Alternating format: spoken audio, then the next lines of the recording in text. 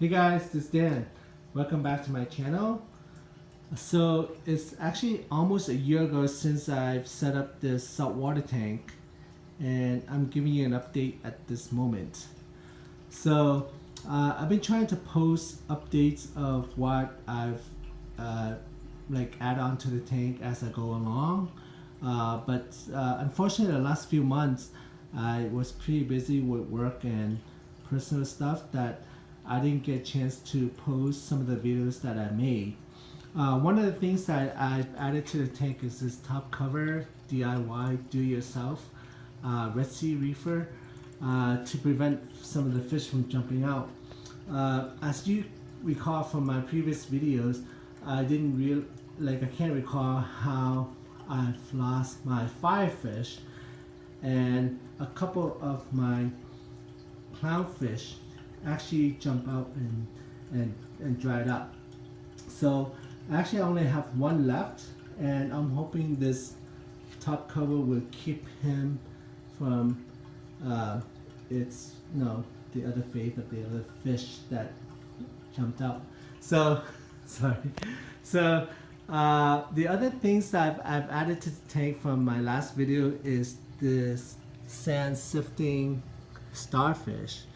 So this is kind of like, if you look carefully, it's kind of like outlined in this floor right now, the sand floor, because it's kind of like moving slowly to sift the sand. So my tank actually has a problem with algae growth, and sometimes the bottom floor here gets really brown. So I actually added this starfish to help with that problem, and it's actually doing a pretty good job. So if you look carefully now, the floor looks pretty nice and white. So eventually, like, it goes around and like walks around and then sift the sand to cover up the dark spots. The other thing I've added to this tank is this dragonet.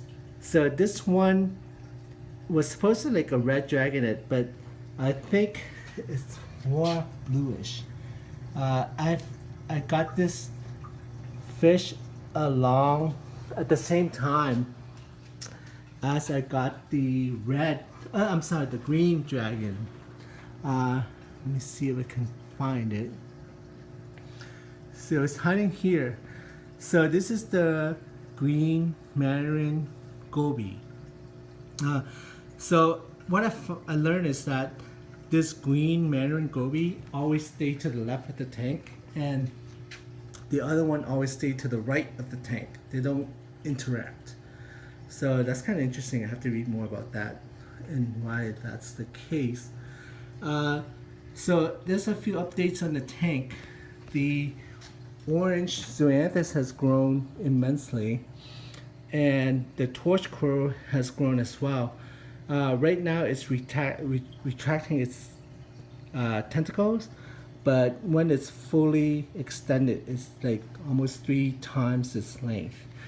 Same with the Cerbi anemone here.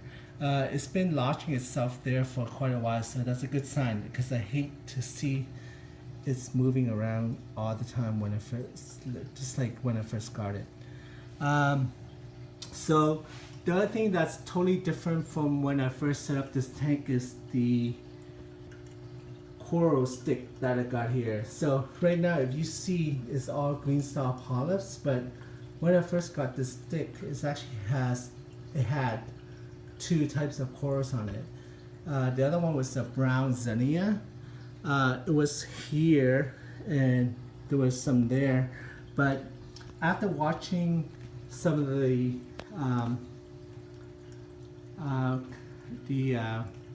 what's that, Earth, sorry, I can't come to mind, but some of the documentaries of the planet Earth, I learned that if you have 2 types of corals at like one certain environment, they tend to fight, and they tend to like outgrow one and then kill the other.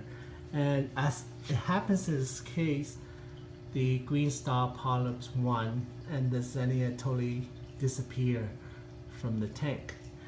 The other thing that is different from from my last post is this brown coral growth.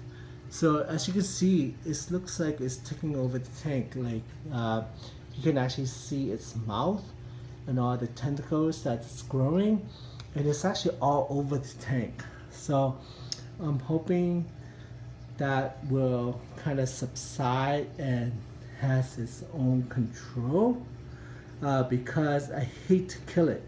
What happens is it grows in between crevices of things like all over the tank, even in this orange zoanthids here. So what happens is it actually grew in between these pots. So the what you see here is the heads of the orange zoanthids. What happens is when it grows in between them, they close up and they won't open up. So I actually had to take a tweezer and kill some of the brown growth. As you can see in the back here, see all the tentacles here? I actually had to take a tweezer and then pry out some of the growth in between these pods. And eventually after I do that, the orange zoanthids come back to normal. So hopefully there's some kind of balance forming soon, or else I actually have to use the tweezer to take away some more of these brown growth. It's actually growing everywhere, and it doesn't make the tank look ugly, but I'm afraid that it might kill other life forms in the tank. So hopefully that will subside, and I'll just let the tank take its course. So thanks guys for watching, and I'm hoping to either upgrade the tank or add more fish to the tank. As you can see, I'm sorry, this explosion's not good. As you can see, the tank is doing quite well. So this is like pretty much my first time experience with the tank, and it's been a year, and I'm so happy with the outcome.